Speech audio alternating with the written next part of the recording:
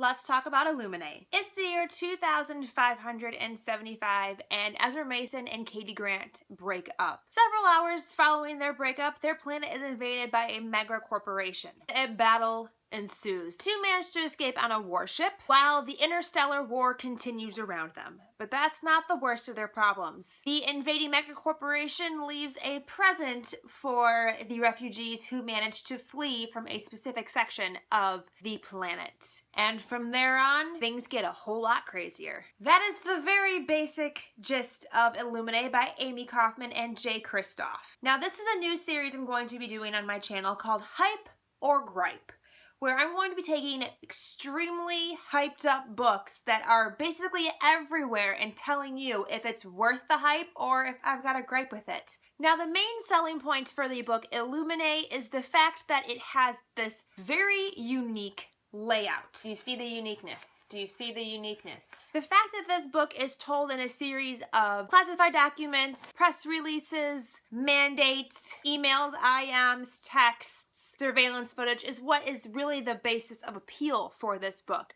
It's what has made it stand out and really made it popular on BookTube. And I will have to say that I agree that the format of this book really lends to a certain experience while you're reading it. It felt like I was reading an epic intergalactic multi-point of view space battle. You've seen those movies like Vantage Point, where one singular event is told from multiple different characters within the story and all those lines converge at the end. And this really felt like I was reading a movie like that, crossed with like Star Wars. Had the book just been written in traditional prose, it still would have been an entertaining story because the basis is there. The story is captivating, but I love the way it was executed. The non-traditional format was perfect for this particular story. A big fear I hear from people, a gripe I should say that people have with this book is, will I be able to connect with the characters the same way as I would in a book with traditional prose? You can't hear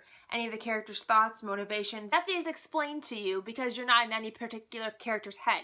And I would have to say that yes, it's almost like you're an eye in the sky watching this event unfold beneath you. So even though you're not in their heads, you can still see the events that lead up to certain actions being executed and certain decisions being made. The plot progresses in a way where you can really tell why the certain character did what they did or why this character did what they did. So even though you're not in their head and you're not hearing their thought process, I didn't feel any less connected to the characters. I actually felt just as connected to these characters as I do to characters where the book is told in first person point of view. I felt so much during this book. This book really yanks and pulls on your heartstrings, and there are so many twists and turns. This is a 600-page book that I read in 24 hours. The way that it's told, it just sucks you in. It just grabs hold of you and yanks you in and holds on to you for dear life. Another gripe I've heard with this book is it takes some time to get into the story. It takes about 200 pages to really feel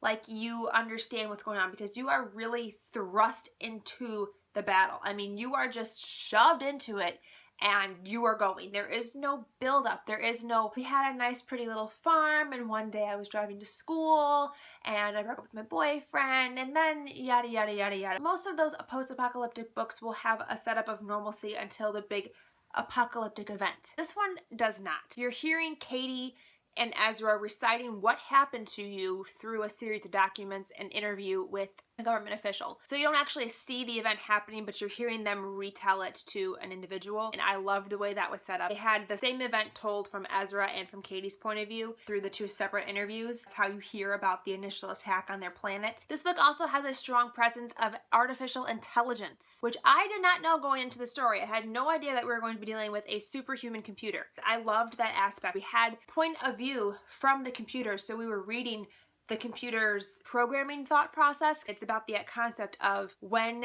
does the intelligence of a computer really go too far. Another thing about this book that I think could be a hurdle for some people is the fact that it is sci-fi. It takes place on another planet in a completely different solar system. It has to do with advanced technology. It's very futuristic. As a person who is not a huge fan of sci-fi, it didn't feel like space. It read kind of like two maritime ships in an ocean battle. And I felt like that was very important to me connecting with the characters. This one still felt like grounded enough that I think someone who's not a big sci-fi fan would still enjoy this. So upon finishing Illuminae, my feelings were this.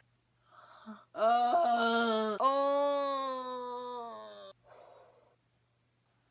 was not expecting to love this book at the level that I did. The hype surrounding the unique presentation style, totally backed up by a wonderful story with very endearing characters that really make you feel, and I have to say that this book is 100% worth the hype. My name is Jordan. Thank you so much for watching, and I will talk to you guys very soon.